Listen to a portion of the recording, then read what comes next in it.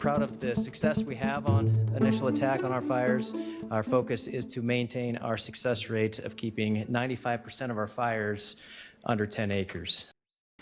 The Department of Lands was also down at the Capitol today to give a final update on the year's wildfire season. And our Aspen Shumpert headed down to the Capitol. Aspen, you were there. You got an update on the trends and what we saw this season. A lot of people want to know, what is this costing the state? What was the final impact of this all? Yeah, Joe, this department protects about 9 million acres of land in combination between state, private, and some federal land. The department says active is an understatement to describe this wildfire season. Director Dustin Miller says across the western states, we are seeing wildfires start earlier in the year and go longer into the fall season. This year, he says, most of the Idaho wildfires occurred in the southern part of the state, south of the Salmon River. When we have a longer wildfire season than usual, the department says they have fewer seasonal workers still around to help. We had fires that were burning well into October. In fact, we're waiting on some additional cooler temperatures and snow to put out a lot of these fires that are further out in the backcountry.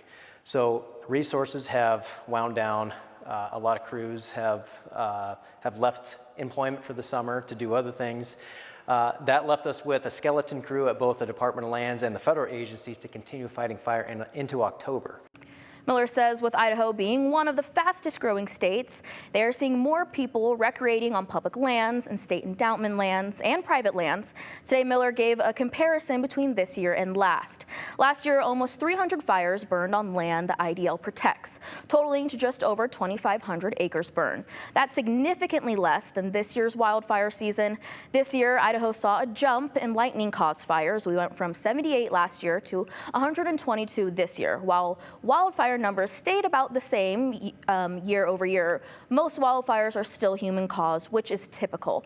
So far this year, nearly 50,000 acres have burned on land IDL protects. Again, that's compared to just 2,500 acres last year. In sharing these numbers, Idaho Representative Ned Burns asks, are we prosecuting people found negligent for the cost of human caused fires? And what can we do to get that number of human caused fires down? We investigate every fire.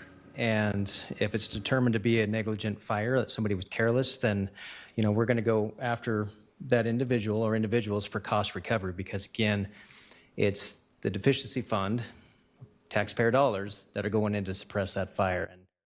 Says oftentimes they go to settlement and work with the insurance companies to recoup costs. The department says they get back about a couple $100,000 a year, but says they have cases coming up worth a couple $1 million.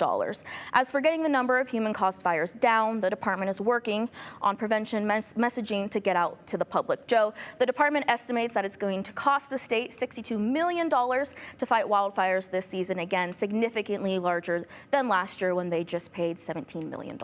Wow. Okay, well, it shows the scope to all the coverage that we've been having throughout the summer. It's a pretty penny. Yeah, it is. Aspen Shumpert, appreciate it. We will be back just after this.